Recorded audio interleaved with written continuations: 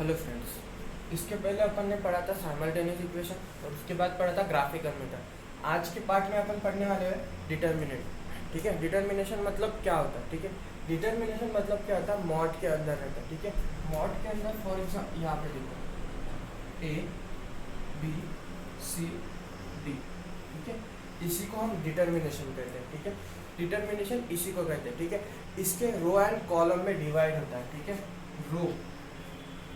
ठीक है, तो इसके रो में कौन कौन से वैल्यू आएंगे और कॉलम में कौन कौन से वैल्यू आएंगे। ठीक है, रोज में। ठीक है, what do you mean by row. ठीक है, जैसे अपन एक स्ट्रेट लाइन में खड़े रहते हैं उसको हम रो कहते हैं। ठीक है, फॉर एग्जांपल यहाँ पे देखो। ठीक है, यहाँ पे देखो सिंपल एक लाइन में खड़े, ये वाला एक कोऑर्डिनेट्स ए बी। ठीक है, ए बी एक फर्स्ट कोऑर्डिनेट्स एक रो में आता है। ठीक है, सेकेंड रो में कौन सा आता है, सी एंड डी। ठीक है, ये हो गया रोज के लिए। ठीक है, रो तुम्हारे दो कोऑर्डिनेट्स लेके चलते हैं। ठीक है, रो, और उसी के बाद आता है तुम्हारे कॉलम। ठीक है, कॉलम्स। ठीक है, कॉलम्स, इसमें कितने कॉलम्स है, जैसे घर के अपन पिलर देखते हैं, घर जब बनता है तो वहाँ पे अपन बोलते हैं कि ये कॉलम क्रिएट होता है। कॉलम मतलब वर्टिकल। ठीक है, यहाँ पे जो खड़ी लाइन दिख रही है वो तुम्हारे क्या हो गई, कॉलम। ठीक है, यहाँ पे देख रहे होंगे तुम, यहाँ पे देखो ये क्या हो गया तुम्हारा कॉलम। तो इसके कितने कोऑर्डिनेट्स बनते हैं, कॉलम लिखने होंगे तो ऐसे ए सी, सेकंड बनता है बी डी। ठीक है, कितना बनता है, दो कॉलम। रोज कितने क्रिएट होते हैं डिटर्मिनेशन में, दो रोज, और कॉलम भी कितने होते हैं, दो। इसीलिए इसको 2x2 का मैट्रिक्स कहा जाता है। और इसी को डिटर्मिनेशन, इसीलिए इसकी डिटर्मिनेशन की डिग्री कितनी रहती है, 2 रहती है। ठीक है, इसी डिग्री कितनी रहती है, 2 रहती है। क्यों, क्योंकि यहाँ पे इस डिटर्मिनेशन में कितने वैल्यू लेके चल रहे हैं हम, दो दो के पेयर में लेके चल रहे हैं। कॉलम कितने, रोज कितने हैं, दो, और कॉलम कितने हैं, दो। इसीलिए इसकी डिग्री कितनी आती है, 2। ठीक है, डिटर्मिनेशन की वैल्यू कैसे फाइंड आउट करना। ठीक है,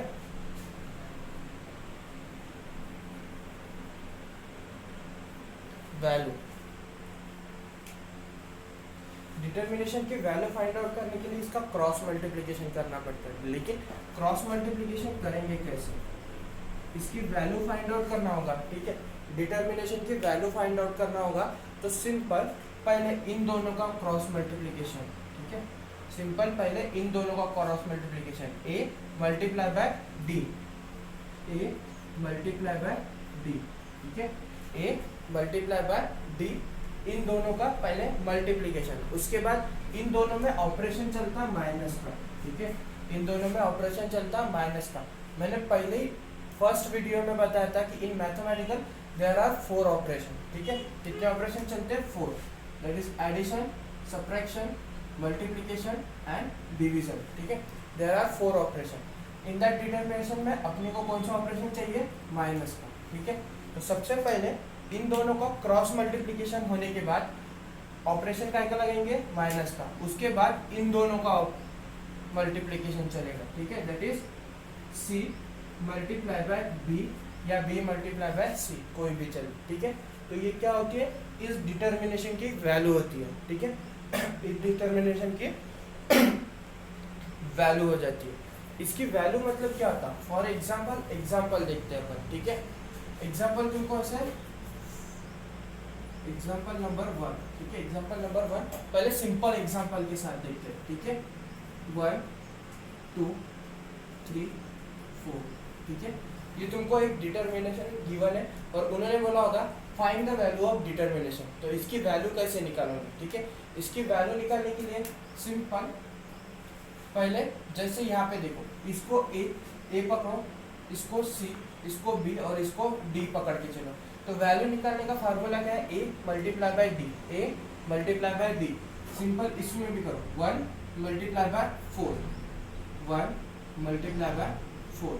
ऑपरेशन क्या का लगता, माइनस का, माइनस का। ठीक है, उसके बाद C multiply by B, that is 3 multiply by 2। ठीक है, सिंपल 4 1 सा 4 माइनस 3 2 सा 6। ठीक है, 4 माइनस 6 2, दैट इज 6 माइनस 4 2। और वैल्यू कौन सी आएगी, सिंबल बड़े इसका, 4 और 6 में बड़ा नंबर कौन सा है, 6। उसके सामने कौन सा साइन है, माइनस का, तो आंसर क्या आएगा, माइनस। ठीक है। तो इसका आंसर क्या हो जाएगा 1 3 2 4 इज इक्वल टू क्या आया तुम्हारा -2। उसकी वैल्यू कितनी आई -2। ठीक है, ये सिंपली तरीके से अपन सॉल्व कर सकते हैं डिटर्मिनेशन। बट इसमें क्या आता है, एक क्वेश्चन आता है जैसे रूट वाले क्वेश्चन आते कौन कौन से। ठीक है, तो रूट वाले क्वेश्चन कैसे सॉल्व करना, एग्जांपल नंबर 2। ठीक है, एक सिंपल एग्जांपल देखते हैं जो रूट के साथ है। ठीक है, 2√3। ठीक है, उसके बाद 9, उसके बाद 2 और उसके बाद 3√3। 3√3 सिंपल। इसको कैसे सॉल्व करें, डिटर्मिनेशन सेम यही है, इसको भी कंपेयर करो सिंपल डिटर्मिनेशन के साथ। ये हो गए A B C D और डिटर्मिनेशन की वैल्यू फाइंड आउट करने के लिए फार्मूला कौन सा था अपना, A multiply by D minus C A multiply by D और यहाँ पे C मल्टीप्लाई बाय B चाहिए। ठीक है, C मल्टीप्लाई बाय B। ठीक है, तो सिंपल इसमें क्रॉस मल्टीप्लिकेशन करो। ठीक है, तो क्या आ जाएगा 2 multiply by √2 multiply by 3√3 minus 9 multiply by 2। ठीक है, तो इसका कैसे करेंगे। ठीक है, जब भी रूट पढ़ते हो, ठीक है, तो रूट पढ़ोगे तो 3√3 कितना हो जाएगा। ठीक है, इसका रूट के अंदर चले जाएगा 3 मल्टीप्लाई बाय 3 और क्या हो जाएगा 9। तो 9 किसका रूट है। ठीक है, रूट ऑफ 9 की क्या 3 का स्क्वायर क्या है 9। तो 9 रूट के बाहर आने के बाद क्या हो जाएगा 3। तो इसका क्या होगा 2 मल्टीप्लाई बाय 3 रूट के अंदर 3 मल्टीप्लाई बाय 3 माइनस 18। ठीक है, तो 6 मल्टीप्लाई बाय √9 माइनस 18 तो क्या हो जाएगा 6 मल्टीप्लाई बाय 3 माइनस 18 और यहाँ पे 18 minus 18 is equal to the 0। इस डिटर्मिनेशन की वैल्यू कितनी है तुम्हारी 0। ठीक है, that is 18 minus 18 is equal to 0। ये रूट का कॉन्सेप्ट समझा। जब भी सिंपल सेम रूट के साथ जब भी मल्टीप्लाई करते हो तो वो आंसर तुम्हारा सेम ही आता है। फॉर एग्जांपल √4 मल्टीप्लाई बाय √4 करोगे तुम्हारा आंसर 4 ही आएगा। ठीक है, ये प्रूफ करते हैं, दैट इज 4 मल्टीप्लाई बाय 4 करोगे तो क्या आ जाएगा 16 और 16 का इसका स्क्वायर है, 4 का स्क्वायर 16 है, तो 16 रूट के बाहर आने के बाद क्या हो जाए 4। सेम रूट के साथ कभी भी मल्टीप्लाई करोगे तो आंसर वही आता है तुम्हारा। ठीक है, राइट।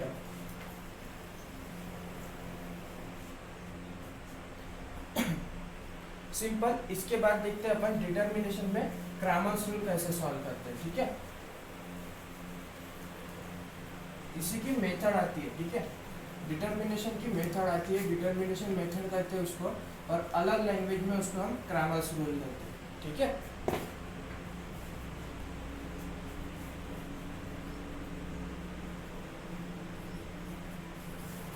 और उसी को अलग लैंग्वेज में क्रैमर्स रूल कहते हैं।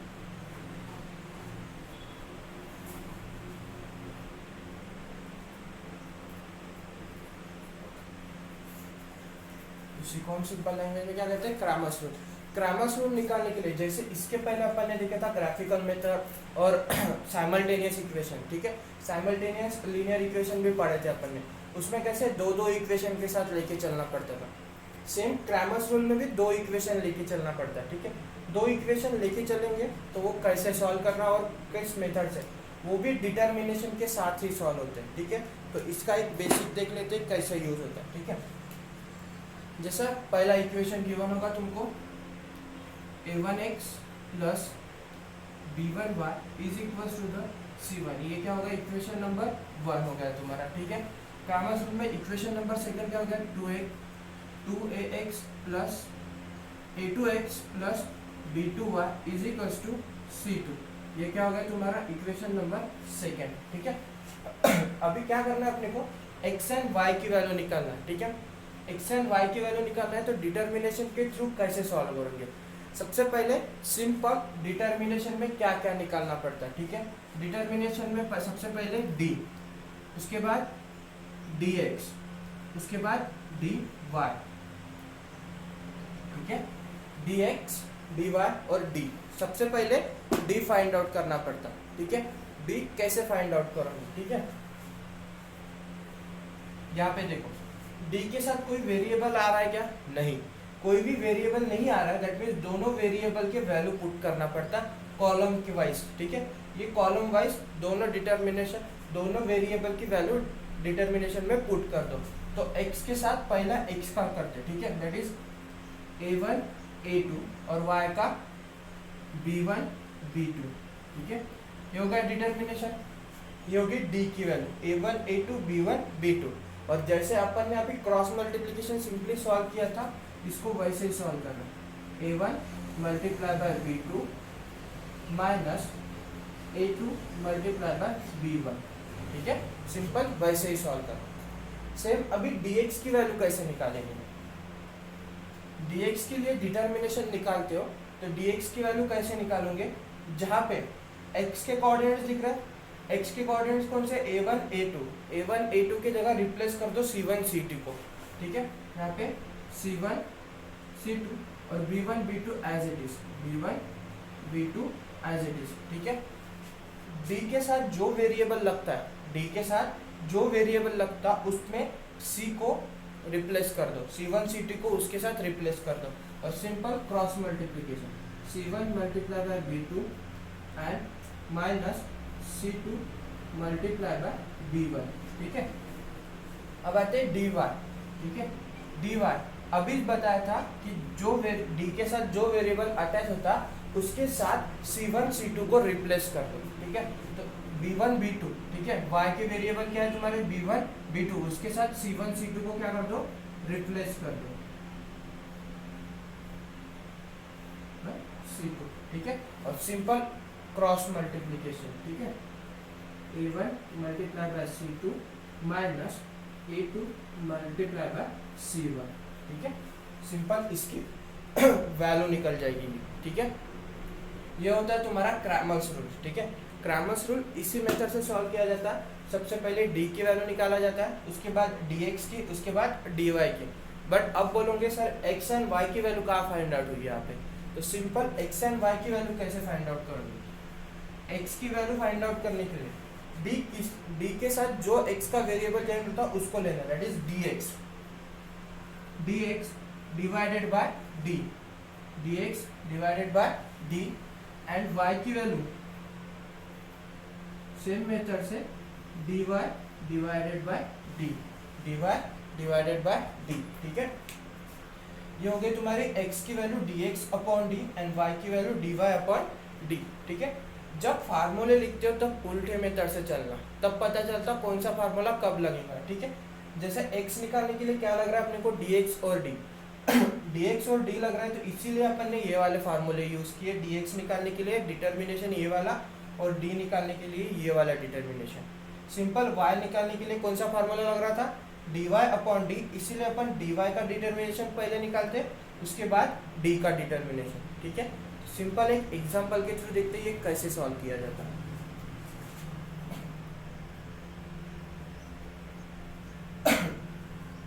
सिंपल कोई भी दो इक्वेशन तुमको गिवन रहेंगे, दो इक्वेशन के अकॉर्डिंग तुमको ये सॉल्व करना है कि कौन सा डिटरमिनेंट x एंड y की वैल्यू क्या आएगी तुम्हारी, ठीक है। तो सिंपल एक एग्जांपल देखते हैं, ठीक है।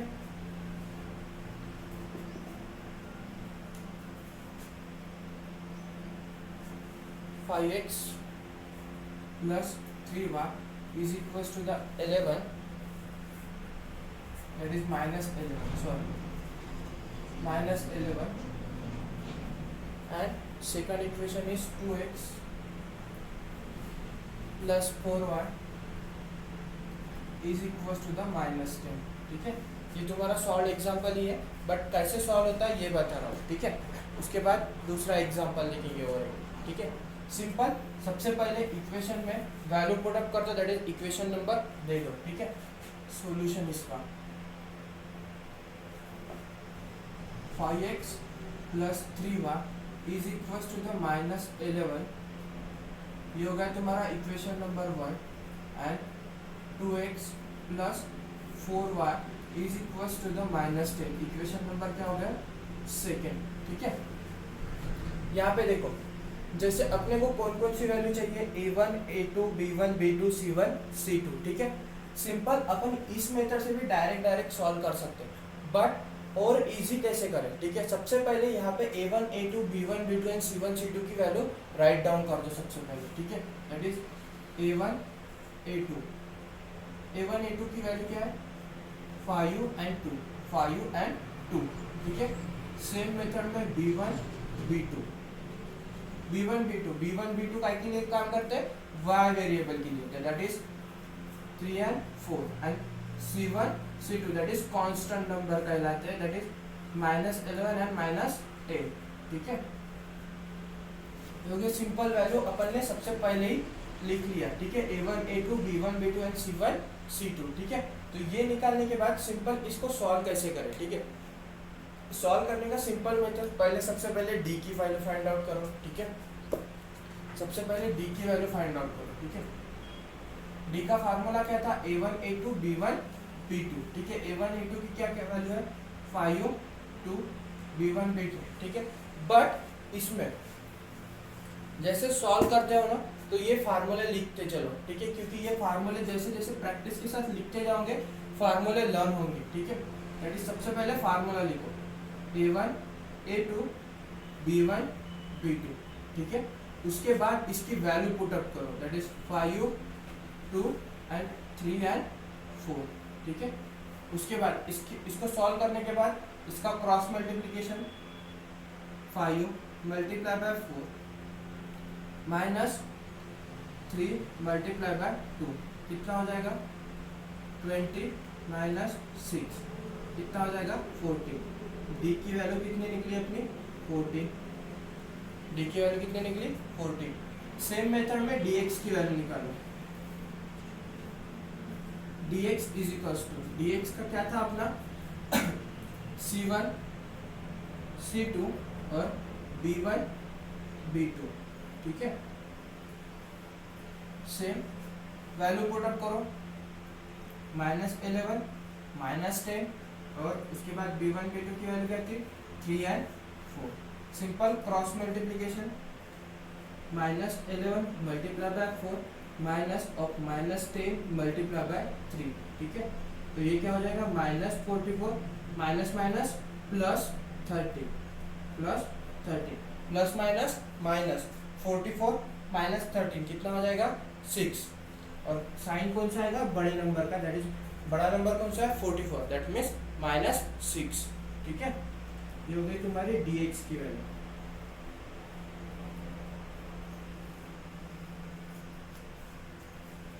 ये क्या को हमारे तुम्हारी dx की value -14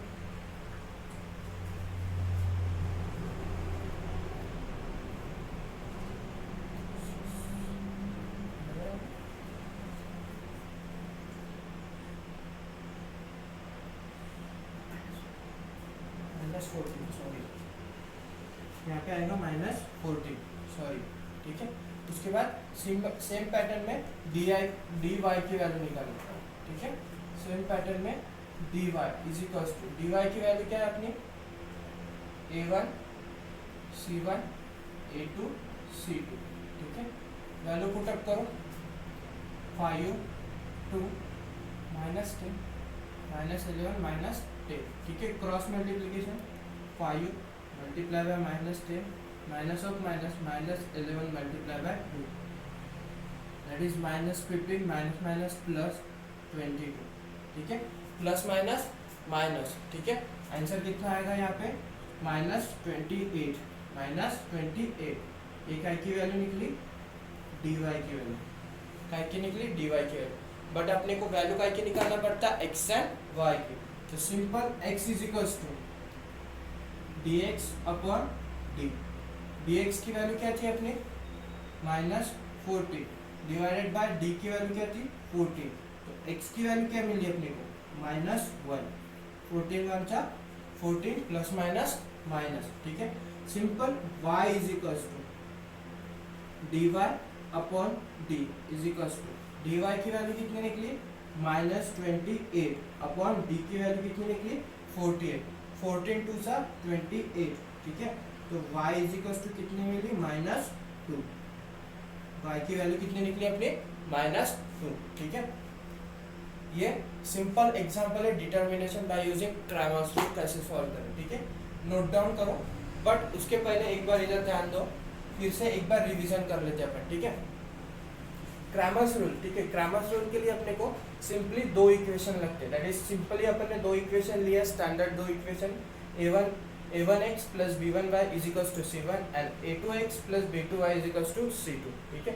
simple determination value find out करने के लिए, d की वैल्यू फाइंड आउट करने के लिए कौन सा डिटर्मिनेशन लगेगा, इसके साथ कोई भी वेरिएबल नहीं है, इसीलिए दोनों वेरिएबल के कोऑर्डिनेट्स लिए अपन ने a1 a2 and b1 b2।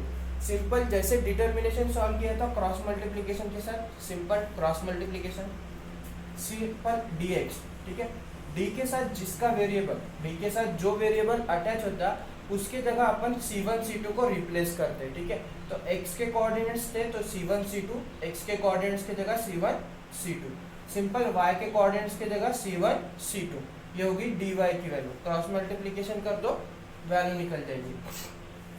But अपने को x एंड y की वैल्यू निकालना पड़ता, इसीलिए x इज इक्वल टू क्या हो जाएगा dx upon d and y is equal to dy upon d, ठीक है।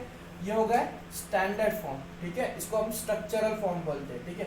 इसी के साथ एक एग्जांपल था, इसका एग्जांपल देख रहे थे, तो एग्जांपल में फर्स्ट इक्वेशन था अपना 5x plus 3y is equal to -11 and 2x plus 4y is equal to -10, ठीक है। वैल्यू मैं यहाँ से भी स्टार्ट कर सकता सॉल्व करना, ठीक है। बट वैल्यू पुट करने के लिए इजी चलना चाहिए कि अपने को सभी वैल्यू इजीली दिख जाए, इसीलिए अपन ने सबसे पहले ही a1 a2 and b1 b2 c1 c2 की वैल्यू अपन ने स्टार्टिंग में ही लिख ली, ठीक है। तो स्टार्टिंग में लिखने का फायदा ये होता है कि अपने को वैल्यू जल्दी पता चल जाती है, ठीक है। तो d का फार्मूला क्या था अपना a1 a2 b1 b2, value put कर दो 5 2 3 4, ठीक है। सिंपली जैसे डिटर्मिनेशन में पढ़े थे क्रॉस मल्टीप्लिकेशन, इसका क्रॉस मल्टीप्लिकेशन कर लो, जो आंसर आएगा वो तुम्हारा क्या होगा d का, ठीक है। सेम मेथड में dx का फार्मूला क्या था c1 c2 b1 b2, ठीक है। इसी को वैल्यू पुट कर दो, क्रॉस मल्टीप्लिकेशन में लो, dx की वैल्यू क्या मिली अपने को -14, ठीक है। Same dy is equal to a1 a2 c1 c2 थी, ठीक है। वैल्यू पुट कर दो, सेम क्रॉस मल्टीप्लिकेशन, जो आंसर आएगा तुम्हारा क्या होगा dy का, क्या मिला अपने को -28। सेम बट इक्वेशन में अपन काय की वैल्यू पुट अप करते हैं, x एंड y की वैल्यू फाइंड आउट करते हैं, ठीक है। तो x एंड y की वैल्यू फाइंड आउट करने के लिए x का फार्मूला था dx upon d, that is -14 upon 40, ठीक है। तो is equals to -1, simple y is equals to dy upon d, -28 upon 14, y is equals to -2। ये हो गया सिंपल स्ट्रक्चरल फार्मूला, ठीक है। ये हो गया एग्जांपल के साथ हो गया तुम्हारा क्रैमर्स रूल, ठीक है। नोट डाउन कर लो।